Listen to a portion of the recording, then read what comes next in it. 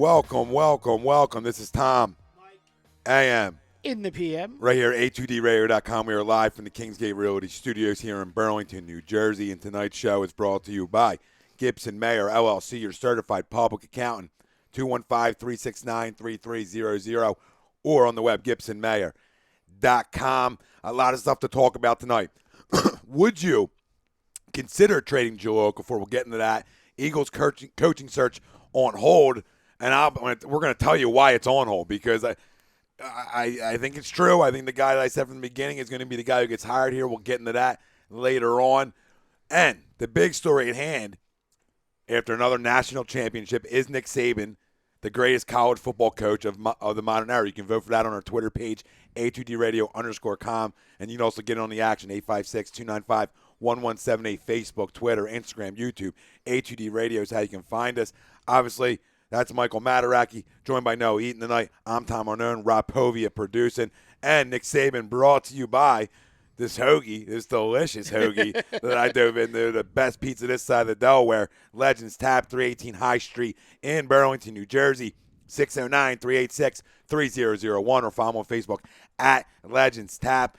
Gentlemen, Saban, is he the greatest college football coach of modern era? I'll start with you, Mr. Mataraki. It's interesting. You and I have kind of talked about this a little bit here and there. We don't talk a lot of college football on this show. Zero. But the whole really hate it, actually, but go on. Yeah, the whole Nick Saban thing was just really interesting to me, because I've never been a Saban bot, if you will. Yeah, okay. I've been one of these guys where I've kind of just always said, how freaking hard is it to win a national championship when the entire southeast portion of the country wants to play for you? I mean, you look at the players in the NFL who have come out of Alabama in the last few years. You look at the national titles that he's won. And to me, I always thought, guy's probably a good coach, not a great coach, but a good coach, but a master recruiter. And he just happens to be at the University of Alabama, where everybody wants to go. After Monday night, I got to tell you, I'm sold. I am. No question about it, and we'll get into that. Noah, is he the greatest, Nick Saban, in the modern era when it comes to coaching college football? I mean, if we're talking in the last 30 years, absolutely yes. I mean, 4 national titles in the last 7 years with Bama, and then you tack on the one. Hold on, what did you say to start off? What was it again? If we're talking in the last how many years? 7? 30 or 40 years. Oh, okay, 30 or 40. Modern era, 25, 30 years. I want to make sure you didn't say 7 years. Go ahead. Oh, no. Look, the last 7 years, I think it's a no-brainer. yeah. 4 national titles in the last 7 years, fellas, speaks for itself. In arguably the toughest conference in the nation, in the SEC. Well, I wouldn't even go arguably. I'll say it is the toughest conference. Yeah, it is. That's not even a question. It's a gauntlet. Yeah, absolutely. Week in and week out, it's a tough test. It's a tough road to hoe, and he's managed to produce 10 and 11 win season after 11-plus win season. It's mighty impressive. Well, you talk about a guy in terms of Saban, and you can say, yeah, he recruits great. Obviously, that's well documented. You can say whatever else, But at the end of the day, you bring these players in, you develop them, and they fit into your system, and you got to go out and win with them. If he was in another conference doing this, the Pac-12 back in the day, USC, and I wouldn't go there. But the fact that he has to run the gauntlet year in and year out in the SEC, I think it makes him the greatest coach in modern history when it comes to, in the modern era when it comes to college football. Well, what do you always say, Tommy? The numbers don't lie. And if you look at his career, you've got, he started out first season as a college head coach, 1990 at Toledo. He goes 9-2.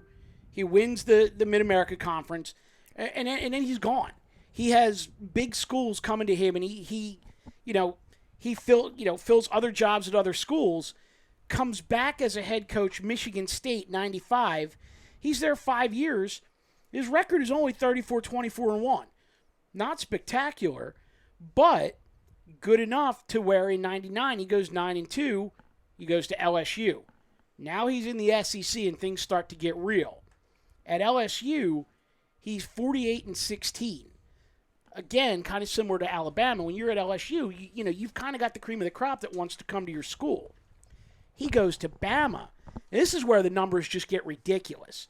He's been at Bama since 2007 And in 2007, they went 2-6 in a year where they had their win total altered by the NCAA for violations or whatever. After that, I mean, these numbers just jump off the page. 12-2, 14-0, 10-3, 12-1, 13-1, 11-2, 12-2, 14-1 for a cumulative record at Alabama of 118. Man, it's ridiculous. It's absolutely ridiculous. Yeah, there's nothing left to really talk about with him. He's the best. You can throw names out there, and I don't think any of them match him. You know, there's other really good college football head coaches that have won a ton of games, but you know, the guy not only left LSU, went to the pros, and went back and took Alabama, rolled tide from, you know, an average college program at the time, and made him into the mecca of college football. Well, so right, that's where you have to tip your cap to the guy and say, hey, you are the best that has done it, because not only are you a damn good football coach, you're a damn good recruiter, and you need to be both to be able to win. Well, and the interesting thing about it is this is a guy in 2005, 2006 was the head coach of the Miami Dolphins. Breaking news: Giants hire Ben McAdoo. McAdoo off the table. Off the table. Ben McAdoo. Interesting. So that's a little switch. So Ben McAdoo stays at home with the New York Giants. Very, very interesting. Wow. Okay. All right. I mean, he was here yesterday. I didn't want him. I didn't want Ben McAdoo anyway. Here yesterday, gone tomorrow. Gone. Go back Peace. up the turnpike. So Ben McAdoo hired by the New York Giants. I don't think any of us really wanted him anyway, but no, I didn't. But so, just breaking it is in the division. I would say the reason for the Giants, promoting him to head coach essentially is Eli Manning is 35 years old, and you don't want to have him relearn a new offense at 35 years old. Not saying you can't do it, but I think, obviously you already have your franchise guy in place. Granted, not for too much longer, but I mean, if you want to go that route, I mean, is it a situation where maybe they're really intent on grooming Ryan Nassib, and they don't want to take Ryan Nassib and put him in a different offense if they only have a year or two left of Eli? Listen, if that's their case and that's their answer, well, good luck. Yeah, good luck with that. Good luck with that. You can have Ryan Nassib and, I know I might be hurting Brian Wilson's feelings here, but you can have Ryan Nassib and Ben McAdoo, and good luck. Good luck with that. And I'm not saying Ben McAdoo can't be a good coach, but he wasn't a guy that I really got excited about. He didn't move the needle at all with me. I know. A guy who does move the needle is Saban. Let's go back to Nick Saban for a minute. We were talking about his career. I mean, this is a guy, he went to the NFL. He's with the Miami Dolphins. Actually, let me back up a step before that. He was he was the defensive coordinator for the Cleveland Browns for a few years under Bill Belichick. So he's, in a sense, even though it was later on in his career, he's part of that Belichick coaching tree. Went to the Miami Dolphins 2005-2006, 15-17 lifetime record. With all of these head coaching vacancies right now and all the guys that are interviewing, I think these teams would kill to interview someone who had a career record of 15-17. Saban, zero interest in going back to the NFL.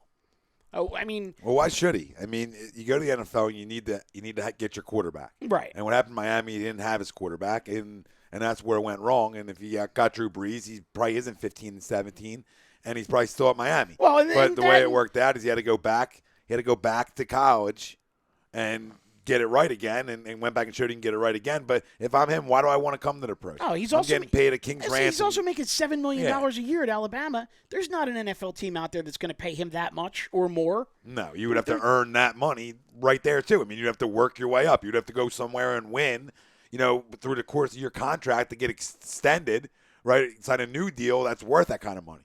So initially, I mean, what's he going to get? $4 or $5 million a year if he's lucky to go to the pros? So it's not like it's a money jump for him. So there's no reason. He's a king of recruiting. He walks in your house. He's Nick Saban. He's got 5 rings on. He's got one whole handful of rings. I mean, what else does he need to sell you on? He sells you on that you're going to get drafted. He just walks in and shakes your hand, and he's got one on the thumb too. Yeah, how do you not? How do you not go to a guy like that? How do you not? If you're an 18-year-old kid and you want to go to the next level, not only college but to the pros, and a guy walks in with that winning pedigree, you're a top. Obviously, he's not going to every recruit's house, but he's going to the big ones. Oh, yeah. And when you go to the big ones and Nick Saban sits down, as much as I love Dabo Swinney, like I talked about, and there's other really damn good recruiters out there. Man, when you walk in with 5 rings on one of your hands, you don't got to talk. I mean, I would come in, you put the pasta in front of me, whatever I'm eating, and I'm just going to put my hand down the table.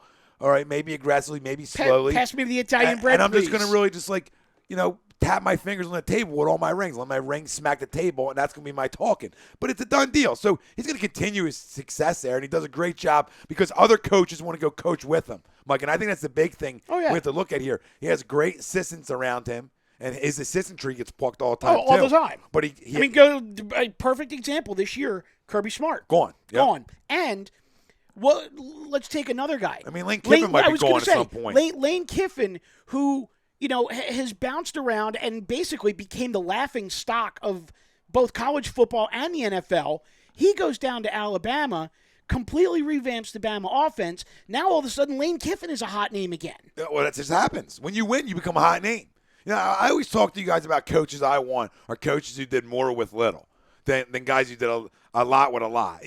That's the way I look at it. I look at when we get in like Doug Peterson and stuff. Why I liked him because it was, it was enough with little that makes you say, okay, well maybe you can make people better. The same thing that you do with when you bring Lane Kiffin as your offensive coordinator and you're Nick Saban, you don't have to worry about that. Well, this kind of goes back to what I wanted to talk about though. The one thing right out of the gate, we're talking about the modern era. If you look at the list of winningest college coaches in football ever, okay? Yeah, okay. Good one.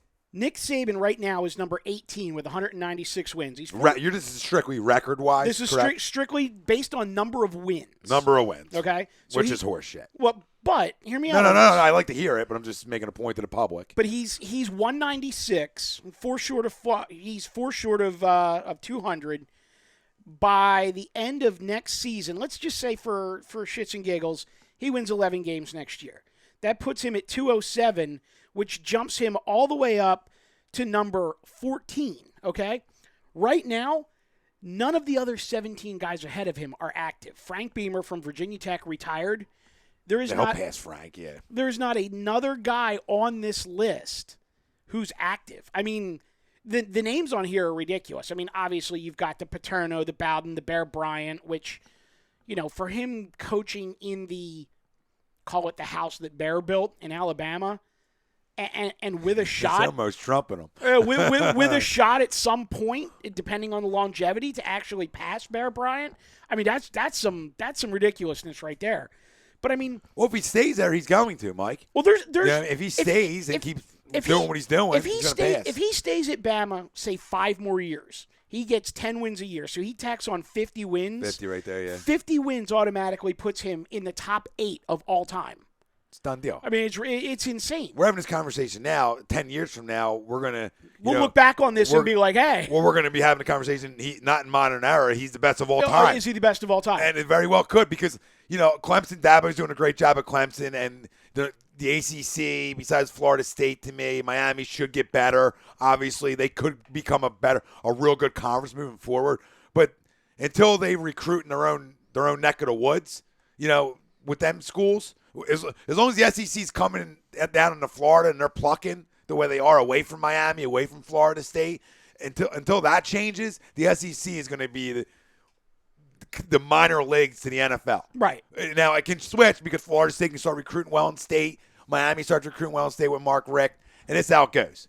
But, listen, the guy's walking away with 8 a year minimum, right? Even if it goes south a little bit. So 10 years at 8 is still 80. I mean, the guy's got another 10 in him. But now unless he drops dead or gets a scandal like Patino or other guys. But then there's a whole other level to this discussion, though, and you and I have talked about this off the air a little bit, is when you have that much talent and you've got those assistants, you don't always have to be the best game day coach.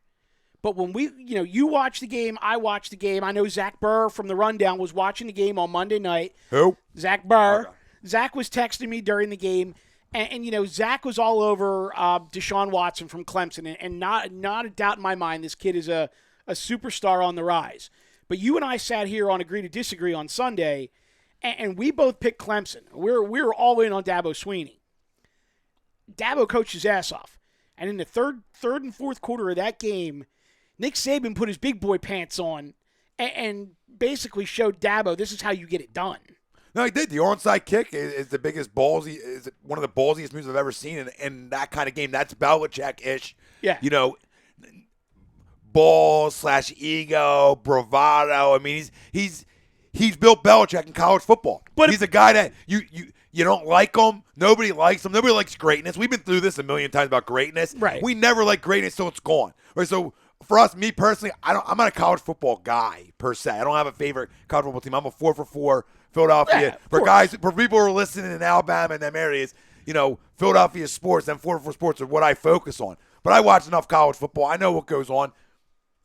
Guy's the Mecca. no He's question. the Mecca. Plain Guys, simple. the bottom line is at Alabama, this is how it goes. You're gonna tell me how it the goes. The university president and the athletic director, those are just quasi positions. Really, Nick Saban fills those too. He runs the university. I got nothing on that. He may be right. Well, of course Tommy. he does. Of course he does. When you're bringing the university that kind of money, you're running the university. Oh, yeah. I mean, the ADs and the presidents are coming to you. Nick, what should we do? What should we do with this? I mean, he's involved in everything, and as he should be, and he has full control over what goes on in Alabama, what goes on with the 90 kids he gets. I mean, this guy's in so much control. And like you said, Mike, when you bring great, like we talked about numerous times, when you bring great assistants in around you, and you can just go coach players and get players better, and worry about the motivation side, and make sure kids are going to class and doing all the extra, and you recruit that well, it's game over. Yeah, you're right. But go back to that onside kick for a minute. If that doesn't work and that goes bad, I mean, they're in trouble. They very well could be in trouble. But the amount of confidence that he shows in his kicker to execute it, the guy on the outside to make the play, and the amount of confidence he shows in his team in a game where neither team is stopping the other, the amount of confidence he shows in his defense to say, if this does go bad and we don't get the ball, I trust that you guys are going to get a stop out of this. Well, I think it's bigger than all that. I mean, that just takes your whole team and lifts the whole thing up. I think, two factors. I think not only winning contributes to buying in and them kind of things, and you being able to execute stuff like that. And I also think greatness. When you talk about greatness and Saban, and I think greatness trickles down to your players, even if they're only there for 3 years or 4 years. I think greatness trickles down, and when greatness is in the room, people respect it and people react to it, right? So when you pull off something crazy like that, Mike, that we've seen Belichick do and get away with and have happen, the same thing Saban does here with the onside kick, and greatness trickles down, and the players buy in to this can work. And when you buy into something working that we didn't see here in Philadelphia for our pro sports NFL team, like that we didn't see here, nobody bought in. When you buy into something as a team and a collective effort, you get them kind of plays. Right? You just do. Over time, No, you're right. It just trickles down. Greatness rubs off. I'm just sitting here smiling because I'm thinking to myself, you remember when Andy Reid onside kicked to start a season? Oh. Son of a bitch. Yeah. The bravado, right? Yeah. I mean, they dropping them things on the table and saying, here's my balls.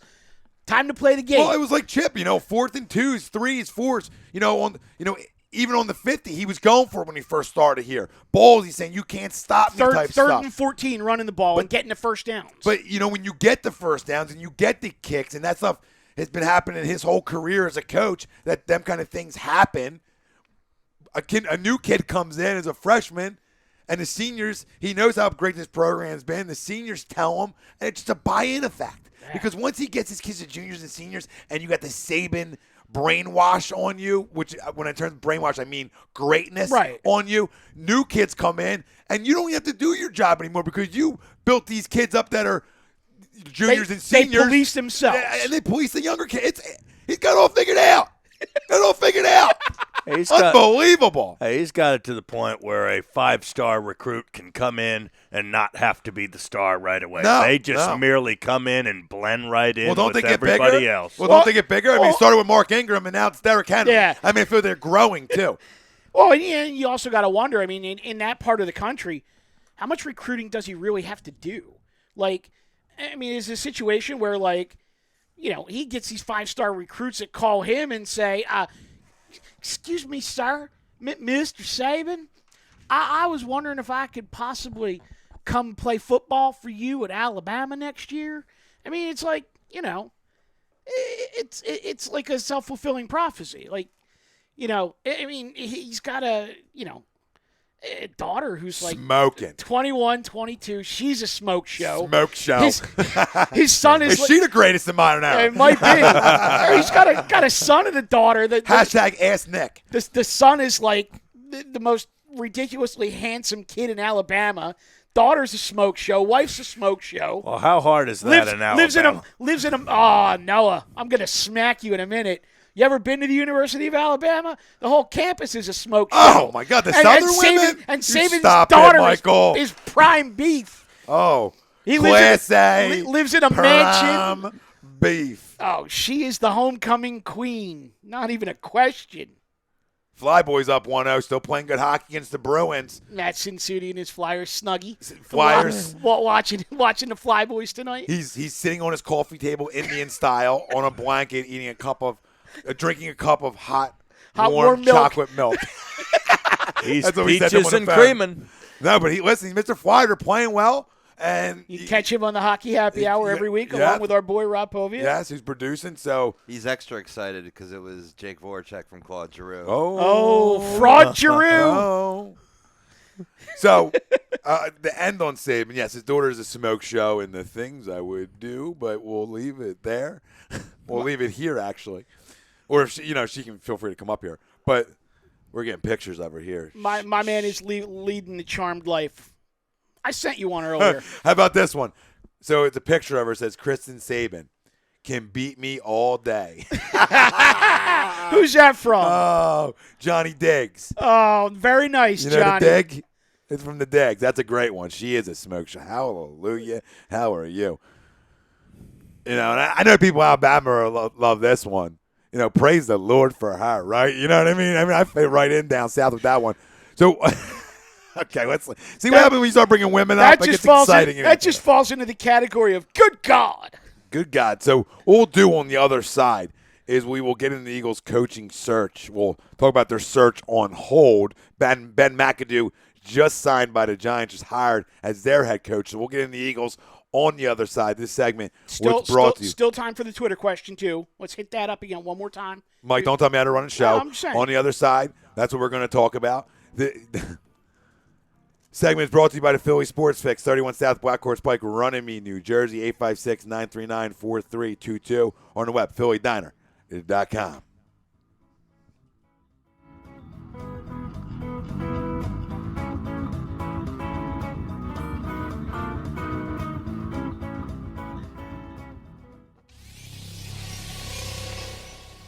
You're listening to the worldwide leader of Real Talk, A2DRadio.com.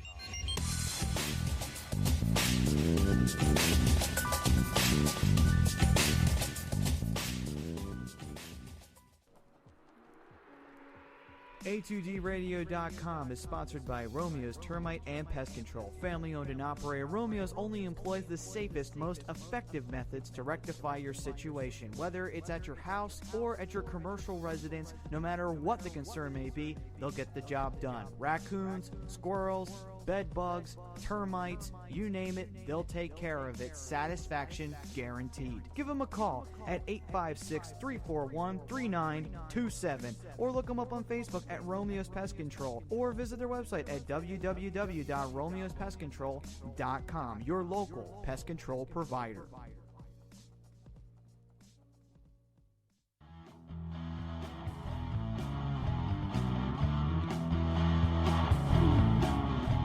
A2DRadio.com is sponsored by Martino Roofing. With more than 15 years of roofing experience, they have all the services that you need, whether it's new construction, tear-offs, replacements, or re-roofs for your residential or commercial business. They will provide a detailed service in a timely and professional manner. So you can give them a call for a free consultation at 609-792-5103.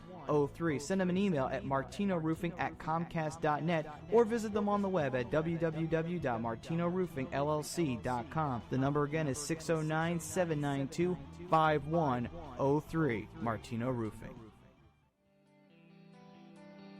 This is Tom Arnone, owner and founder of A2DRadio.com.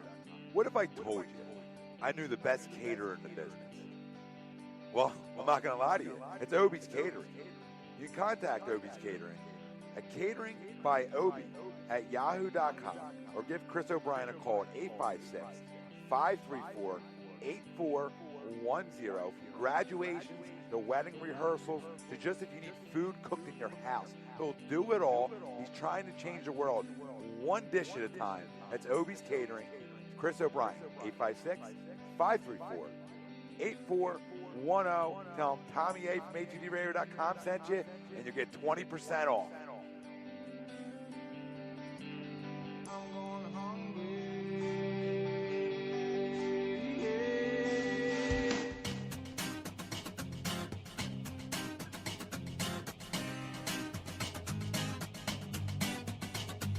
HUDRadio.com is proudly sponsored by Gibson Mayer LLC Certified Public Accountants. Gibson Mayer, located in Yardley, PA, is a leading accounting and business consulting firm with a proven track record of handling critical issues with expertise across many different industries, including construction, distribution, hospitality, manufacturing, real estate, service trades, merchandising, professional services, and professional athletes.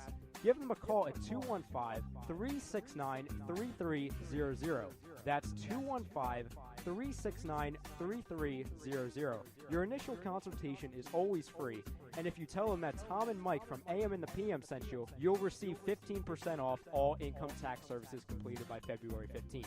That's Gibson Mayer LLC Certified Public Accountants, 215-369-3300, or visit them on the web at www.gibsonmayer.com. That's gibsonmayer.com.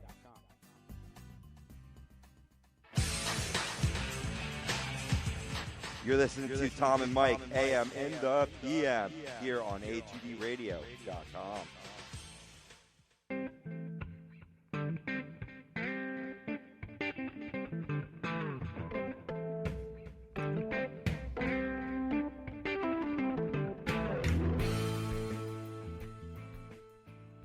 We're back, Tom. AM. In the PM. Right here, HUDRadio.com. And this Eagles talk, coaching talk, search, however you want to say it, is brought to you by the Sports Outlet for all your sporting needs. 703 Black Horse Pike, Glendora, New Jersey. 856-939-2030, or on the web, sportsoutletinc.com.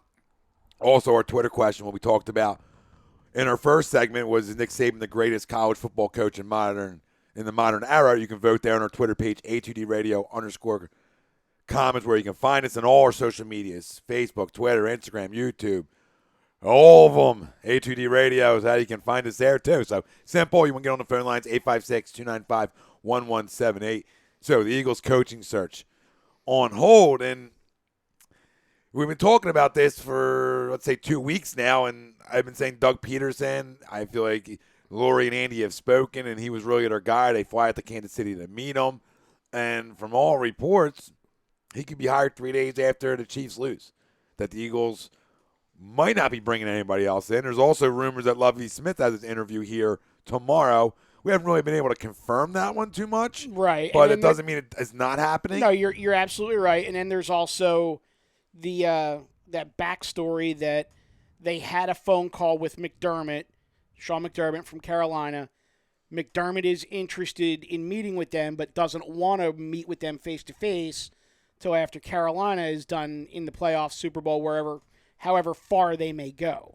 I don't think he's their guy. I don't think he is either. He's not my guy. I mean, and it seemed like he was kind of campaigning for it a little bit. Maybe. And I don't like that. We talked about it. I don't like it either. Well, let's talk about the Eagles. Let me ask you a go question. ahead. Yeah. So they fly out to Kansas City on Sunday, and they meet the Chiefs in the airport, basically, when they come back from Houston. They have their meeting with Doug Peterson. If Peterson's their guy, why do they go ahead and interview Coughlin on Monday? Just doing your due diligence. I don't disagree with you, but I got to wonder if there's a line there where you kind of say, okay, due diligence, but if you're blown away by a guy. Yeah, but what are you going to do? You can't hire him yet. So you're sort of treading water. You're sort of stupid not to bring other guys in just to hear them out and see what they have to say. Just smart business. You don't bring guys in, you never know. Maybe Coughlin comes in and wows them. So you just do it just to do it. Because this is why you fire Chip, so you can have a huge coaching search. So what the names that are out there now, aside from Chip, because obviously they're not going to hire Chip back.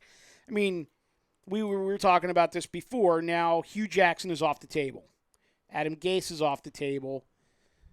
Who am I missing here? Ben McAdoo. Ben McAdoo is off the table. So now you have Doug Peterson, maybe Sean McDermott, maybe Josh McDaniels, and he hasn't been mentioned in Eagles talks, but he has been mentioned for other possible positions.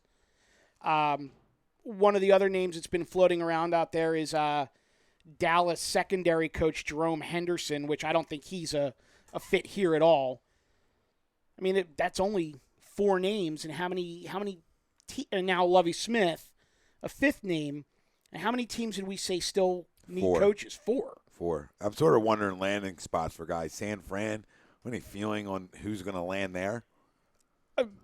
Honestly, with Colin Kaepernick at quarterback, I would say if a team wanted to hire Chip, if it's not going to be Tennessee, I think that's a perfect landing spot for him. No, I agree. You're listening.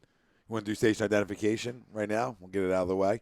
You're listening to Tom and Mike, AM and the PM, right here at HUDRadio.com. We were back 15 seconds, station identification.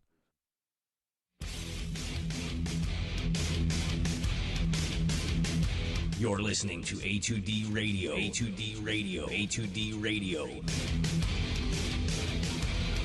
At A2DRadio.com.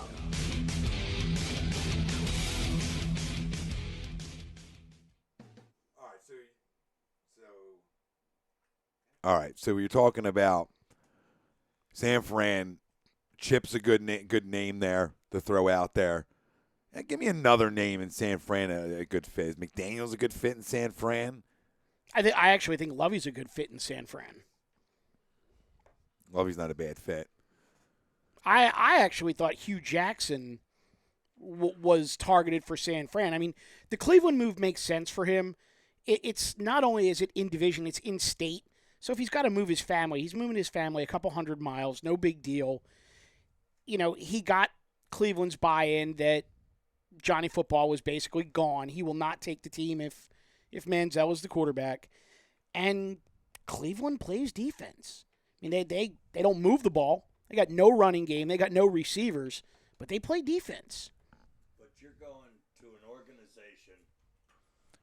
to an organization with a dysfunctional front office at best. Obviously, they're going to bring in a new general manager. They fired Ray Farmer.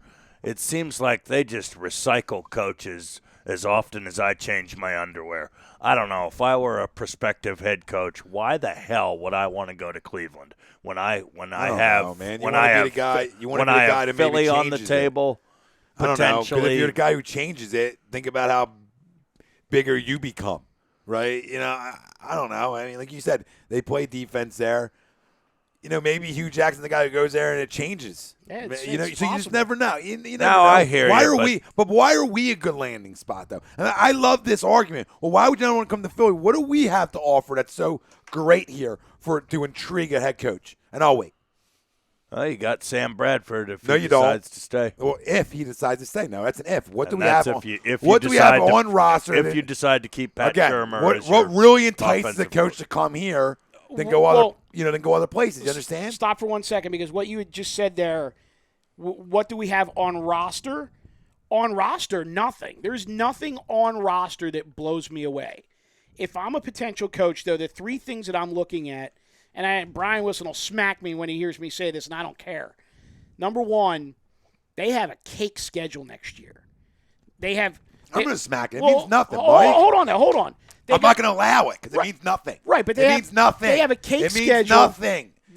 Stop telling the people this. They have. I got to stop you. It means nothing. I'm not going to stop. I'll continue to talk over they it. They have a top-notch facility. What is it? Okay, facility. Yes. And their next owner, year's schedule means nothing. Facility, yes. And an owner who will basically spend whatever he wants. So I agree with 2 out of the 3. Fine. Schedule, nothing. No coach has the time to look over a schedule and say, "Oh, they got an easy one." No, because you're signing a 3-year deal. The schedule means nothing. You're gonna play who you play. Next year's schedule is because it's a weak one. You know how it goes. Right. You have teams sneak up that you never thought were going to be good. No, I they hear go you. win Well, 10. and then you finish in first place. You play first place schedule the next year anyway. Yeah. So I think you have I'm having fun when you tell me I'm not going to let you talk about it. But if I have a coach, this is why I say that, because if I have a coach that's looking at that, I don't want you. Like, if you got to look at the schedule, oh, they got an easy one, thank God. No, I want you to come in and say, we don't care who we play. That's the mentality that you want to build here. Right. You know, not saying you don't have that or you don't think a coach can have it, but that would worry me if the coach is like no, looking at that. I hear what you're saying, but and the argument that I was making with Brian on this is that if you just put it in a vacuum and you take Philly and San Fran, okay, you got San Fran who's got to play Seattle twice a year and they got to play Arizona twice a year. You got Philly who's playing the Giants twice a year, the Redskins twice a year, Dallas twice a year. And San Fran's flying back and forth across the country a bunch of times. The Eagles don't go anywhere. If you're talking about toughness of division, I'll agree with you. Well, on that's what I'm that saying. end It's of it. a cake schedule. I'm talking the whole division's thing. weak that you come Right. in and succeed. Yeah. No, I agree with that. But I'm saying he's not looking over the 16 gamer. That's what I'm meaning. Where he's studying all 16 and go, well, they got an easy one. You know, he's looking at easy division. It's up for grabs. We could take a next step quickly. Yeah. Right. Look, I know there's no guarantees here, and I know it's up in the air as to whether Bradford will be back. But let's say he is back, all right? Let's say you have Shermer as your offensive coordinator. That's not a bad scenario. It's I not. mean, but I you, think Bradford, when healthy, he shows that he can play competent, pretty good football and move the team up and down the field. You're right, but and I'm going to quote Tom on this because it's people have to stop assuming that Pat Shermer's going to be back here if he's not the head coach. It's a dream scenario. You've said it 10 times. The dream scenario is for whoever gets hired as the head coach to keep Pat Shermer on. I say that is 50-50 at best. At best. It depends who it is. I think if it's Doug Peterson, I hear you. maybe 60-40, just because yeah. of Andy's relationship. You'll get more points if it's Doug Peterson. Yeah, but anybody else, no. I mean, McDermott spent a little time with him, not enough. But Doug was here a while with him. Yeah. So that's why I would say, yeah, that makes a lot of sense. That's why I want Doug, like more than I would regularly, because I want Pat Shermer to stick around. But not even for Bradford. Forget Sam for a second. Just for our next, whoever the kid we at some point draft or bring in, I want Pat Shermer to try to help develop this kid. Yeah, there's not many better quarterback coaches out there than Pat Shermer. And I think he learned a lot. Like we talked about Sunday, Mike. You know, on Agree Disagree. I think he's learned a lot. He said he's learned a lot. Stuff that he learned from Chip. But coaching-wise, it looks like Peterson. Is there somebody else out there that we're missing? I mean, if I was a prospective head coach, look, let's not forget, I know this roster isn't great, but we have some pieces on the defensive side of the ball too, but led by none other than Fletcher Cox. Yeah, but everybody has pieces. You know? Everybody has pieces. And Miami if you has have a healthy pieces, and Jordan everybody has Hicks. pieces. You can say that for you can go on every team that have pieces. I don't know. I just think this Jordan is a better Hicks, situation than Cleveland. Jordan Hicks must be the best defensive player in the history of football. And you look at what happened with the Eagles this year. Jordan Hicks got hurt. We gave up 45 a game. And they dropped into the toilet. Good Lord. Well, is there another name that we're missing out there? You can let us know, 856-295-1178, Facebook, Twitter, Instagram, YouTube, A2D Radio is how you can find us. I mean, is anybody else as frustrated about this as I am? Just the coaching search? Yeah, I mean, just because I'm just. Well, I thought that you fired Chip early to get a head start, but what was that start? And the other teams that head start is gone. Other teams are passing them, they're standing still. We talk about enticing offers, right? If I'm Adam Gase and I have Miami on the table and Philly on the table, and I'm not a big Tannehill guy, but if I'm a quarterback guy, it's like, well, I can get more out of Tannehill than they've gotten, and they got a quarterback in place, and they have a good defense, and they have Lamar Miller, and they have Jarvis Landry. That's more enticing, man. I mean, say what it is. I know you got to play against New England twice a year, but it really is more enticing, right? I mean, you have a structure there that, okay, it shit the bed this year, but if you think you're going to have a head coach, you can go because you have pieces. You have more pieces in Miami than we have right here right now, essentially. Well, the bottom line right? is, I mean, it's close, but they always had the quarterback in places they know. He's not going anywhere. No, and I think he's a soft and he's a fraud, but he's still in place. Now, listen, if Doug Peterson's the guy and Pat Shermer's not the guy, now you're bringing another offense in for Sam Bradford. I don't like it. But to that point, if Doug Peterson's the guy and Pat Shermer's not here as the offensive coordinator, is Sam Bradford even here? Well, that's what I mean. I don't even know if I want him because that's another offense he has to learn. I want to keep him under Pat because I think Pat's going to do a lot of things that Chip did and plus a lot of West Coast offense stuff. Right. I think it's going to be like a combo Not a like lot up of the stuff he did in but, St. Louis. Yeah, and, like lining up what they did against the Giants, where they get to the line, and obviously if Doug's the head coach, he's going to bring in the West Coast offense, which I'm fine with, and I think that equals Sam perfectly. Them short throws and accuracy, stuff that you've already seen on him. But I need to see him another year under the same guy as a coordinator, because I think that's where you can get the best out of him, because I don't think he's ever reached his best, guys.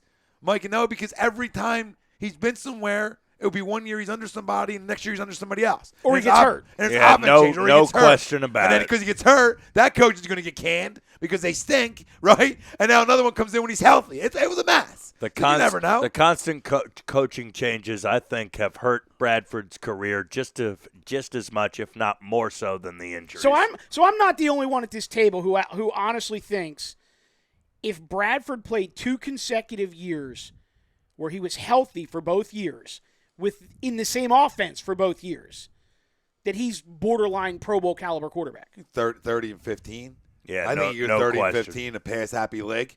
He's going to throw his picks, and I think he eliminated them. But think about the catches, the drops, right? Oh, my God. So, I mean, if the guys would catch the damn ball. Did you see the could video have- that was circulating yesterday? yeah, I watched it all 10 minutes. 10 minutes I don't of know, drops. I put myself through that. Why do we put ourselves through that we rewatch that? Because we're Eagles narcissists. Yes, it's unreal. But that being said, He would have had over 5,000 masochists. passing yards if we'd catch the damn ball. guys, let me ask you a question. 'Cause me and my buddy had a big conversation about this the other night, and obviously I used everything, and I probably forget half the things that I said on the phone that were probably like spot on. But Doug's the guy. He just is the guy. I like coaching trees, and the biggest oak tree out there, right? Right, Robbie, like this. You talk about a thick oak, Mike Holmgren, right? Thick oak. A lot of pieces on that Yeah, tree. lot of branches. On that a lot of branches. A lot of branches. A couple leaves might have fell, but a lot of strong branches. You talk about Andy. You talk about Rivera, right? You can take John Harbaugh was here before him. Okay, but still, that's one of Andy's guys because he was under Andy. There's 2 guys that have gone on the win. And I think Andy Stree is becoming that, and Doug's been with him longer than anybody. So if we want to go back to not Andy, but go back to running it a certain way and relating to NFL players, who better than a former NFL quarterback, good, bad, or whatever, okay, it doesn't matter, that's been under Andy forever, that's going to come in and implement stuff that Andy implemented. But how about this? We give Howie Roseman a lot of grief around here, and I do. I mean, I do. I've given him a ton of grief. He hasn't done all that bad of a job. No. Okay, he's not a bad. He blew Marcus Smith. Otherwise, Well, we don't he's know not that. horrible. But we don't know that because Chip never let him Chip play. never let him play. Right. So this whole thing's a mess. I mean, we talked about it on Agree Disagree Sunday, right? I never believed Deshaun was Chip's move, whatever, blah, blah, blah. Marcus Smith wasn't Chip's pick, blah, blah, blah, blah, blah. That's why he never played. But I was talking to my buddy the other day. If you go to a 4-3 defense and you got Vinny Curry on one end and Marcus Smith on the other, they combine for 22 sacks. Write it down next year. I mean, it's just that simple to walk into it.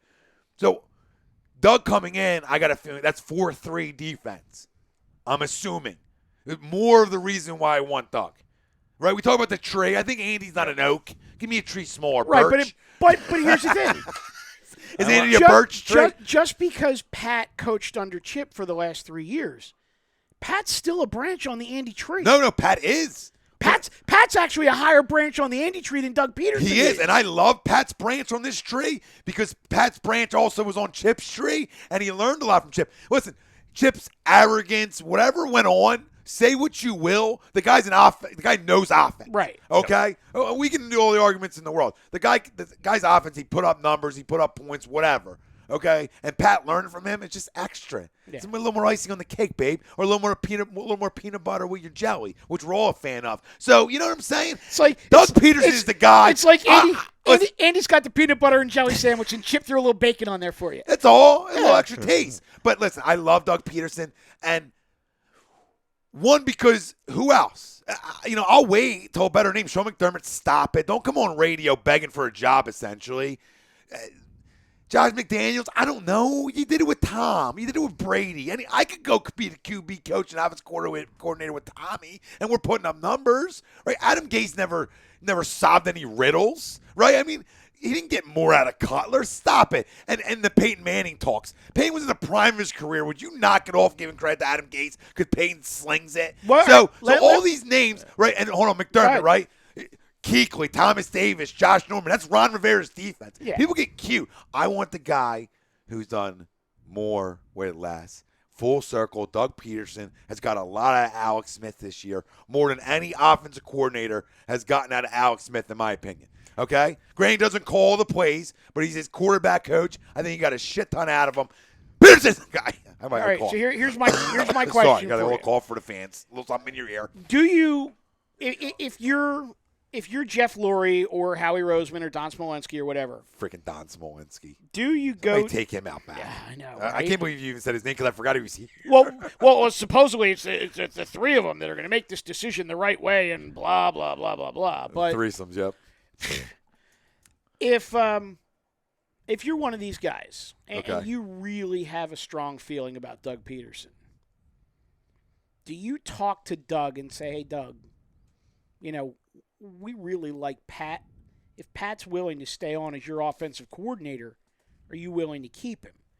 And then based on what Doug says, do you then, as the ownership group, go to Pat, maybe open up the purse strings a little bit and say, "Hey, Pat, we're going to go with Doug as our head guy, but we want you to stay here as the offensive coordinator. We want to re-sign Bradford. Doug's on board with you staying here. You guys have worked together in the past. What's it going to cost us for you to stay here as an OC?"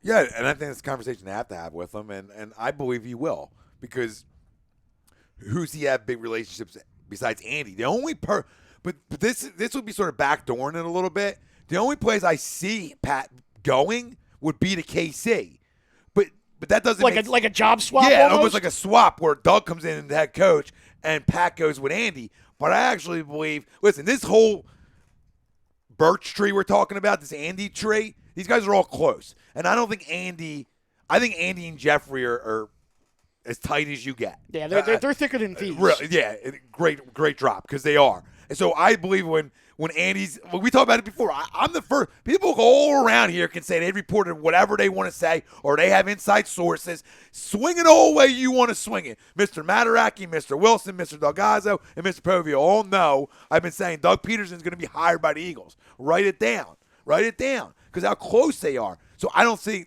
to make your point, Mike, you're right, I don't see them go him. I think you're right. He'll stay here because I can't see Andy stealing Pat then, right, and taking Pat with him. It'll probably be somebody underneath because Andy calls his own plays anyway. Somebody underneath comes up and he's a quarterback coach. Right, but then there's two factors here that I don't think we're really looking at on a deep level. It's, does Doug want him, and does he want to stay here and work under someone else? I mean, can't see why he wouldn't, but another move. Does he want to move again? You've been here for 3 years. You sort of put roots down. Shermer's been here for a while. And not that that's the reason he's going to stay, but you're bringing in Doug Peterson, Andy Disciple. He's worked with Doug before, okay? He's been around Doug before. So as long as they have a good relationship, I don't see why he wouldn't stay. Right, but now here's a complete flip for you. Give me another And one. I can't even believe I just thought of this, but there's a job that's still open. It's the Tennessee Titans, okay?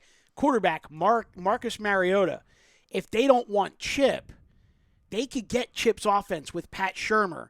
And, oh, by the way, Pat Shurmur's son is in the running to be the starting quarterback at Vanderbilt, which is a whopping 50 miles from Listen, man, where the Titans play. Not a bad point. He could easily roll to Tennessee, and they could just say, "Hey, Pat, you're kind of getting a shaft up there in Philly.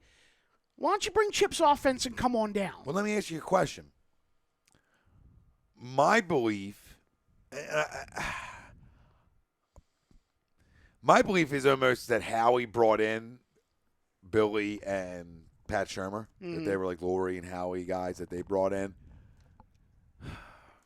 But I wonder, if Chip went to Tennessee, hypothetically, or to San Fran, does Pat go with Chip? I don't see why not. Or does he stay here, loyal to Jeffrey? Right, and loyal to the Andy Birch tree, right? So that's a great question because he has loyalty to Chip. He talked, when you hear him talk about Chip, Mike, the last game, right? It seemed like a guy who was saddened and learned so much. I mean, he told you how much. Or saying all the right things so he didn't burn any bridges either with ownership in Philly or with Chip. With most guys, yeah, I would say that's a possibility. But just the way his demeanor was it seemed genuine. Now I could be totally misguided too. I mean, you know? genuine, but for more than one reason. Yeah. But I'll tell you what: if Chip gets the job in Tennessee and gets Pat on the phone and says, "Hey, Pat, Marcus Mariota," dude, that's an easy sell. Easy sell. No, it is. It is. So that's the other option. If he goes to San Fran, does he go? Or I think if he goes to college, I don't think Pat goes. No, Pat's not going back to college. But there's a lot of options. But I think Doug's the guy, and I think that the coaching search is almost on a hold right now. Like I said, there was conflicting reports about Lovie Smith, but I'll say this: you make a damn good case for Peterson, but man, I got to go with Tom Coughlin. why? He's got 2 rings. Why? He's done How it long before. ago? Stop now, it. Granted, Dude, I know he's 69. He's 69 years old. I know it's only a short-term solution. He's going to die on the sideline. No, I don't and he think may it's, very well be, and I'll drive the ambulance out if it Can I tell you something? That I don't But- think it has anything to do with his age. I just don't think he's a good coach anymore. It has nothing to do with his age. No, I hear you. I just like what Jeffrey said at the press conference. You know, I'm looking for a guy with emotional intelligence, and what Tom has been able to do over the years, he's been able to adapt and change some of his ways. And it seems like it was my way or the highway back in the early to mid 2000s. It still and is. it seems like he's evolved a bit I think you as give a him, head coach. I think you give him a or little. am I reading too much into it? No, I don't think you read too much into it. I think you give him a little more credit than he And- probably deserves. And But his players genuinely respect him. Now, granted, you know, the last couple of years haven't gone so great up in New York, and they decided to part ways for a reason. But I don't know. With what's in place here, and granted, yes, there still needs to be plenty of tinkering, and a partial roster makeover still has yet to be done here. I don't know. I think Tom could do something here. I don't know. I need a guy who's going to be here for 8. You know, you look at the Yeah. Pittsburgh Steelers, and you look at the 3 coaches and how long Yeah. them 3 coaches have run them There's organizations no and doubt. stability and what stability brings to an organization. Look at one of the best owners in all of football, okay? And Right. people around here can get on me about this one, and I don't really give a rat's ass. But Jerry Jones is one of the best yeah. owners in all of sports. Hands down, single-handedly. And he could have fired Jason Garrett after this year. Would have been an easy fire for him. Done. Stability, though. Stability with a franchise. Stability makes players better.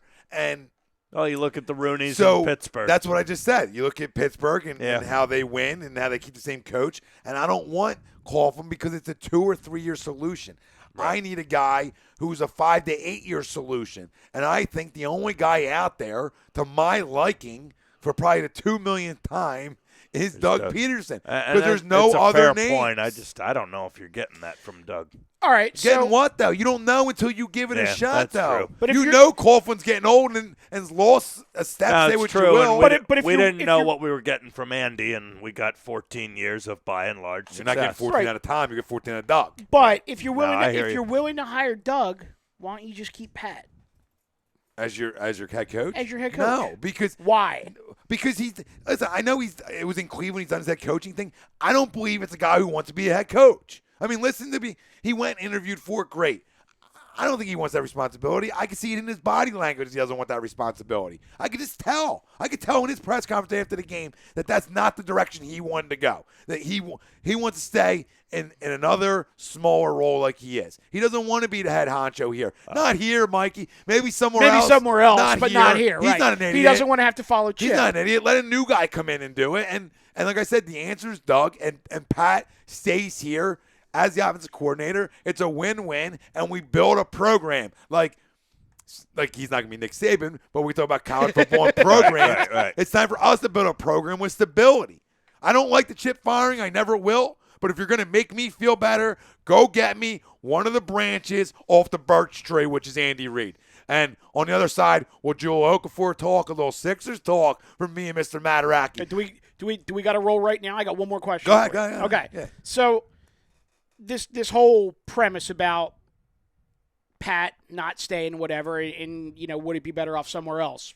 Doug Peterson's the guy. Okay, fine. When you listen to Jeff Lurie's press conference, and he was talking about wanting a coach in here who not only has emotional intelligence, but is a Northeast guy, relates to the city, relates to the fan base, etc. Okay, fine. Doug's been here and he gets that.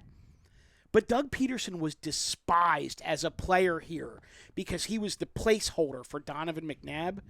if Doug Peterson comes in as the coach, how does the fan base react to that? I don't think it matters. I mean, I don't look at a coach in his playing career. I mean, we talk about Ryan Sandberg, Hall of Fame player, terrible coach. The worst. You know, the better coaches, and then people have listened to me, and they've heard this a million times. I apologize, but the better coaches are them average or below average players. Right. Because nobody cares what Doug Peterson did in '99. You know what I mean? Like me personally, and there's morons out there to do, but I'm not going to, if the guy goes 6-10 his first year, I'm not ripping him because he struggled in '99 as a QB. You know what I mean? I'm going to look at what he does as a coach, because them kind of coaches are great because it took them hard work to get to where they are, that they can relate to every player. Right. Because you can relate to Joe Schmo on a roster and his work ethic, and you can be able to sit in a room because you're a former NFL player and relate to the NFL daily struggles that these guys claim they have. Correct? You know what I mean? All the tough things that mommy and daddy need too much freaking money and I have too much. Whatever bullshit and egos need to be rubbed, I'd rather have a former NFL player rubbing these egos that's been around the game for how many years now, Mike, than a guy in Tom Coughlin who, in my opinion, is too old to do it. And what are you doing? This isn't a team ready to win right now. I mean, he doesn't come in and you win 13 because you don't know who your quarterback is. So no, you're almost you're not in a rebuild. You're almost in a quick retool. And why not do it? Why not grow it? I want to grow a program with a guy. Okay? Because I'll take 14 years of Andy Reid with Doug Peterson again. If you tell me I can get that over again, I'll take it. No, every Without day. the Super Bowl, okay, Every day. I'll deal with it because it was great. But don't you want a former quarterback to be able to go scout the quarterbacks coming in and make a decision based on his guy than Tom Coughlin going and doing it with Howie? I'd rather Doug and Howie work together because they have. So there's good communication. We talk about channels, right? I need from all the way from the last assistant all the way up to the owner communication to be great. Because once you start getting them dividing, I don't talk to that side of the room, this side doesn't talk to this side of the room, that's when a franchise goes to shit. So we need good communication as a franchise and working together well. We'll see how that plays out. I'm trying to think, though. You just kind of hit the nail on the head with something, though, when you're talking about a former quarterback. Yeah. And I'm just kind of like working my way around the NFL right now, trying to think of how many former quarterbacks are actually current head coaches in the NFL. The only one I'm coming up with is Garrett. That's it. That's it. And listen, I hate the Cowboys. And he was a backup. Listen, I hate the Cowboys. Dude, he's also Princeton educated. Listen, I hate the Cowboys with Pat. Jason Garrett's a damn good football coach. I say what you will. No. I don't listen. I'm a realist. I think, and I take out hatred for realism. Jason Garrett's a damn good football coach. And if Jason Garrett was on the market, I'll be all over trying to get Jason Garrett. I've had this conversation with Rob. He's a pound the pony type guy. Five right? times. Right. He pounds the rock with his Bulldogs. I think Garrett's a great coach. I think Jerry Jones is a great owner. How about the problem that I have with that whole dynamic is I think Jerry as a GM steps on Garrett's toes too much. And he will. And you know what? And people forget that before we go to break, real quick, a little story. Back in the day, the old Cowboys Stadium, when you used to be able to get money, your revenue off your stadium was yours. It didn't go all back in, and there was no cap. Remember, you could spend as much money as you wanted. Well, Jerry used to bid Coke and Pepsi. He was just selling both in the stadium against each other. And he just kept upping it. And that's how he made a ton of money. That's how he made even more money. I mean, this guy's a business genius. Say what you want, I'm not here to blow the Cowboys. But Jason Garrett's a damn good coach, and if I had the chance, if he was on the market, I'd be sure as hell interested. And that's a good name of the former quarterback, but I think he's a good coach. I think Doug can be too. So that's fun. We'll talk about Jahlil Okafor. Well, I mean, if Embiid's healthy, which I hate to say, what do you do? Do you deal Okafor? What do you need back, or is he a mainstay? Well, we're going to find out on the other side. This is Tom Mike, AM and the PM right here at a2dradio.com, and this has been brought to you by Martina Roofing. More than 15 years of roofing experience, proudly serving Seoul, New Jersey, as well as Pennsylvania, Delaware, and the South Jersey area. Give them a call, 609-792-5103, or on the web, martinaroofingllc.com. You're listening to the worldwide leader of Real Talk, A2DRadio.com.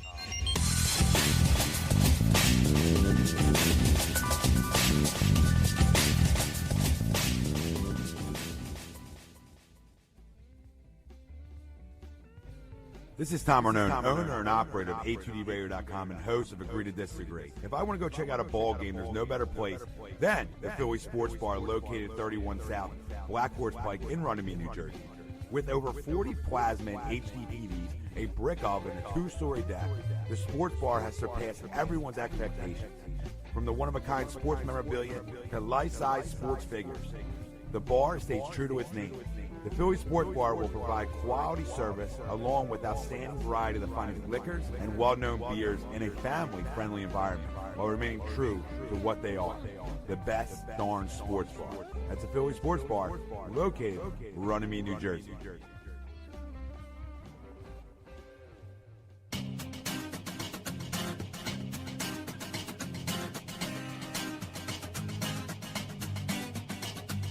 A2DRadio.com is proudly sponsored by Gibson Mayer LLC Certified Public Accountants. Gibson Mayer, located in Yardley, PA, is a leading accounting and business consulting firm with a proven track record of handling critical issues with expertise across many different industries, including construction, distribution, hospitality, manufacturing, real estate, service trades, merchandising, professional services, and professional athletes. Give them a call at 215-369-3300. That's 215-369-3300. Your initial consultation is always free, and if you tell them that Tom and Mike from AM and the PM sent you, you'll receive 15% off all income tax services completed by February 15th. That's Gibson Mayer LLC Certified Public Accountants, 215-369-3300, or visit them on the web at www.gibsonmayer.com. That's gibsonmayer.com.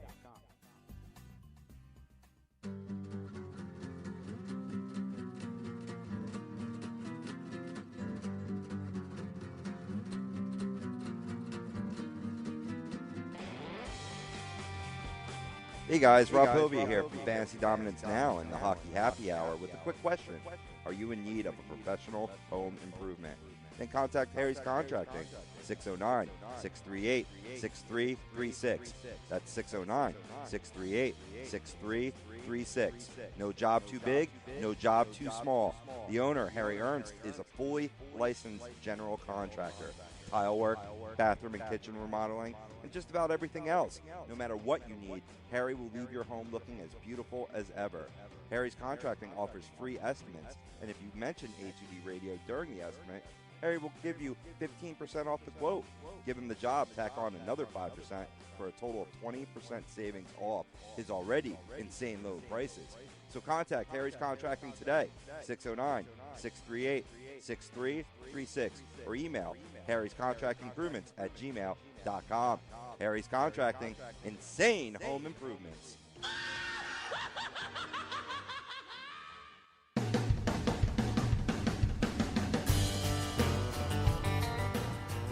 You're listening to Tom and Mike, AM in the PM, on A2DRadio.com.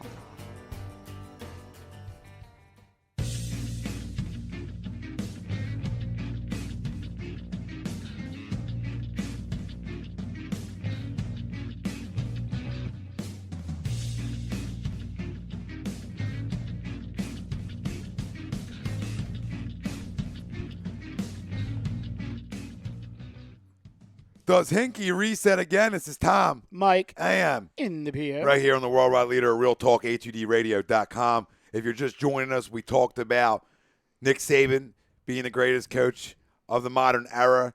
You can vote on our Twitter page, A2D Radio, A2D_comments. You can vote there.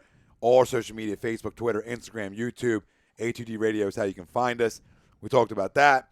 Obviously, unanimously, yes. We also got in the Eagles coaching search on hold, search. We got a lot of different things there. We pretty much keep diving into the barrel, and we keep getting the same thing out. And that's Doug Peterson. We were like 4 layers deep on that one, too. See, I dropped the ball in there. We actually climbed the tree, and we kept getting the same branch, and that was Doug Peterson. Anybody want a little NL East update? Sure. No, we'll take it whenever we can get it. Marlins and second baseman D. Gordon reach a 5-year deal worth $50 million. Kid's a stud. Stud. Good call. Yep. With a vesting option for 2021. Source tells MLB.com's Joe Fizero. Well, good deal for them. They had to get him locked up. Arbitration wasn't the way to go there with D. Gordon. We'll talk some baseball after we talk about Jahlil Okafor. And Okafor brought to you by Harry's Contracting for professional home improvement. Give Harry Ernst a call, 609-638-6336, or email him at harryscontractingimprovements@gmail.com. What do we got, 3-1 Bruins?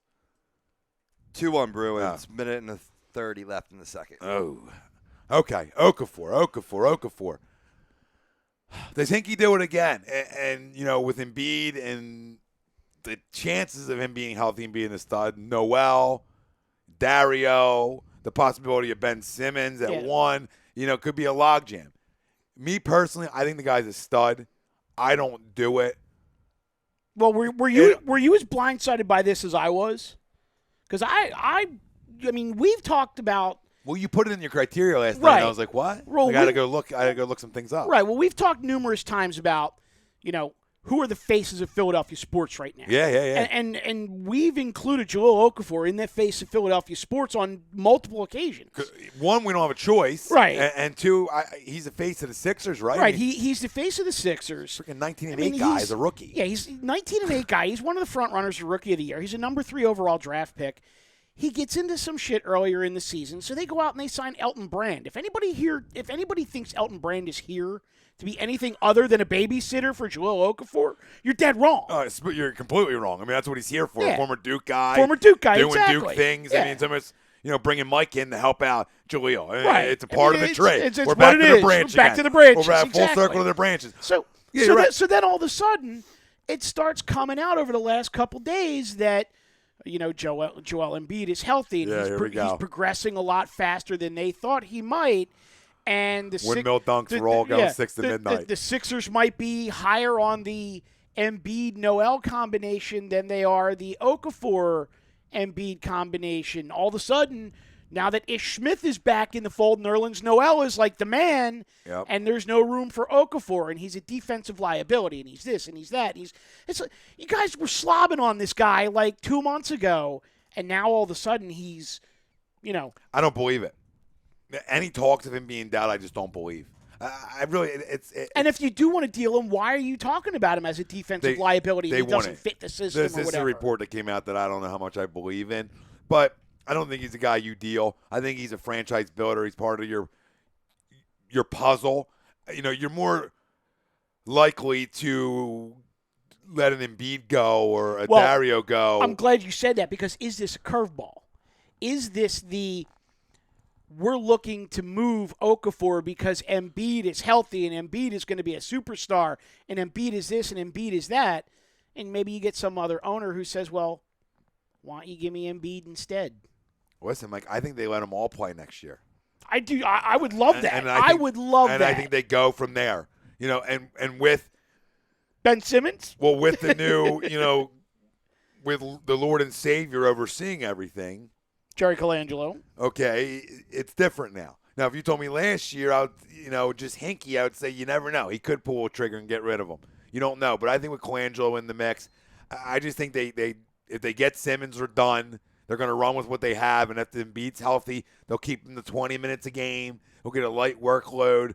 But I believe if it's a Simmons or if it's a Dunn, and Okafor, Noel, Saric. Right, and then you have Embiid, you better watch out for this team in the East because they can become good real quick. Well, and that's what Jerry Colangelo was actually quoted today as saying, with the picks that they have, the players that they have under control, and the talent level that's here.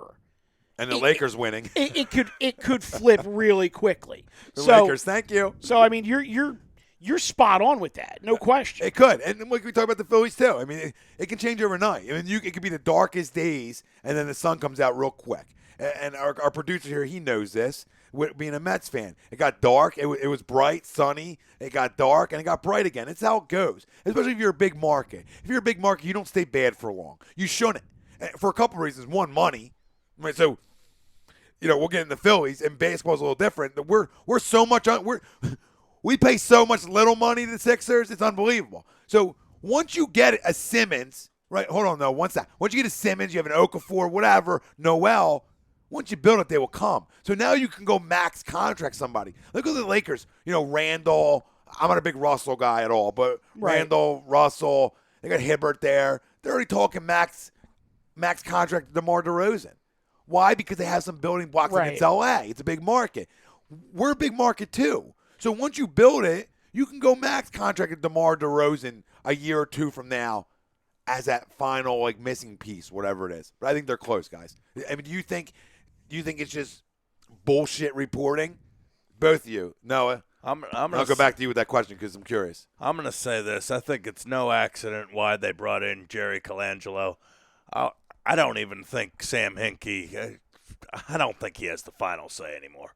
I think essentially without the title, Colangelo is your GM. Oh, you're spot on. And we've talked about this on previous shows. We actually have a couple people at this station who have – I don't want to be that guy who says we have sources, but we do know some people on the inside who have said Hinkie is in place, but if he think Hinkie's on the way out. If he doesn't turn it around this season, he's as good as gone, and all of his moves have to be approved. So That's fair. Take that for what it's worth. It's fair. It's a big market, Mike. Yeah, no, I hear you, and I'm perfectly fine with that. I bought into what he's doing, but you can only do it for so long. And the reset with Michael Carter Williams, okay? Right. The reset again, the reset of a rebuild of a rebuild. It was a mess. And I said it last year. You can't do it again. Whoever you draft has to be your guy. Yeah. So if you draft Okafor, you shouldn't have then. Right? I don't know. You should have went Porzingis. Whoever. You should have went a guard. I don't know. You should have went Moutier, right? If you feel like there's going to be a logjam, you don't draft them. No, it's unbelievable, though, how much this fan base hated the possibility that the Sixers could draft Porzingis. And I guarantee you 70% of them today, right now, would trade Jahlil Okafor for Porzingis. I'm one of the 25% who don't. And I'm right there with you. Because I think that old school, back to the basket, he's strong inside, guys. I mean, he's trying to get better defensively. Brett Brown's talked about the work ethic to get better defensively. But the guy steps on the court, and he's 18-9 in 28, 29 minutes, Mike. Oh, I know. It's unreal what you get out of this big man. He would not be the first big man in NBA history who put up 20 and 10 and didn't play a lick of defense. No, and you can get better defensively just by you absolutely positioning. can. And you have Nerlens next to you. You're gonna have Embiid. I was gonna you might have say- Simmons or Dunn's 6 anyway as a guard. Go ahead, no, sorry. You make a great Keep point. forgetting you're here. I'm used to just looking It's at all Mike. good. It's all good. Look, as long as you have Noel, you don't need Okafor to play defense. No, really. you're right. Or Then what Embiid the because hell? Embiid's good defensively. So what are you paying a guy for, right? You got to score too, right? I mean, it goes both ways. I need a guy who can put me 20 in. Last time I checked, you needed to put points on the board to win the game. And he's not putting 20 in. That is the object. Let me make this clear to everybody. Like, Mike Carter Williams' numbers were skewed at times because there was nobody around him. Jahlil Okafor's numbers are not skewed. I mean, this is a grown man. He's real deal. Yeah, so let's clarify that he's not just scoring because there's nobody else. He's scoring anywhere. I mean, you put him on Cleveland, he's 18-9. You put him on any team in the NBA, this is what he does. Well, and the thing is, you could take the film of Jahlil Okafor through half of his rookie season. You break it down, you make a highlight film of his offensive moves, just what he's done in the first half of his rookie season. There's 10-year veterans that don't have his offensive talent. No, Does he need to improve on the defensive end? Absolutely. Would trading him be a mistake? Huge mistake. No question. So, I mean, you better be getting 2 first-rounders, and one of them better be a top 5 if you're trading him away. Yeah, no question. Listen, I don't make the move. I don't think anybody out there does. It's great conversation, though, and gives us something to talk about in the dog days of summer, as I like to call it here in the radio business. I really feel this way. I think overall they're going to shove Hinkie out the door. They're going to say, thanks for acquiring the extra picks and for us. Colangelo brings in his Right. guy. Jerry's going to put the team together. It'll be his son. I think that's pretty much a given at this point. Unbelievable. I was given birth by the wrong people. Yeah, it's unbelievable. Yeah, it's upsetting. So on the other side, we'll just talk quick fills for a couple minutes just to wrap up today's show. And this last segment, Sixers Okafor, brought to you by Romeo's Termite and Pest Control, your local pest control provider, family-owned and operated business, 856-341-3927 on the web, romeospestcontrol.com.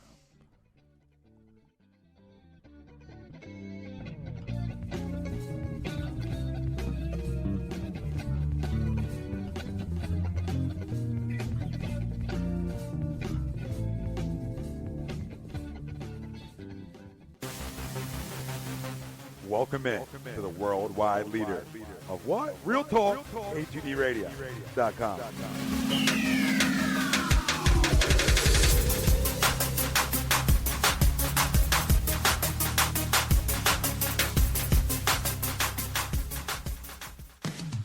This Christmas hit, you're a dude with the tunes from A to Z classic rock. When I'm hungry and in the mood for pizza or a killer sandwich, I head to Legends Tap, located at 318 High Street, Burlington, New Jersey.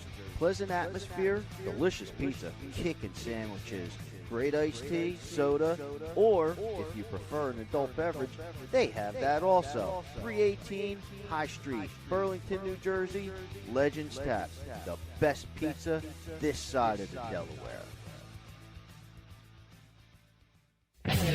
Hey, if you're interested in buying, selling, or renting a house, call Kingsgate Realty at 856-931-1200. Ask for Patrick Bocchicchio or visit their website at kingsgatere.com, located at 57 West Kings Highway, Mount Ephraim, New Jersey.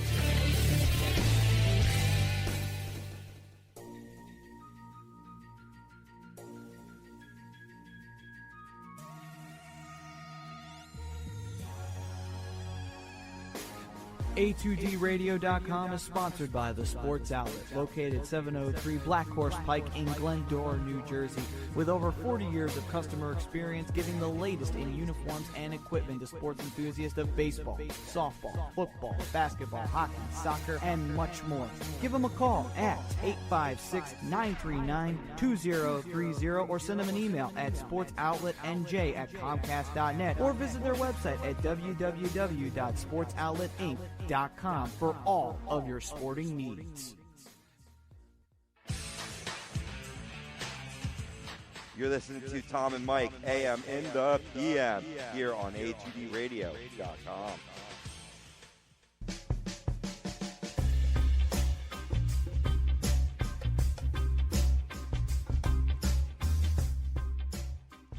Closing it out for tonight. This is Tom. Mike. AM. In the PM. Right here, A2DRadio.com.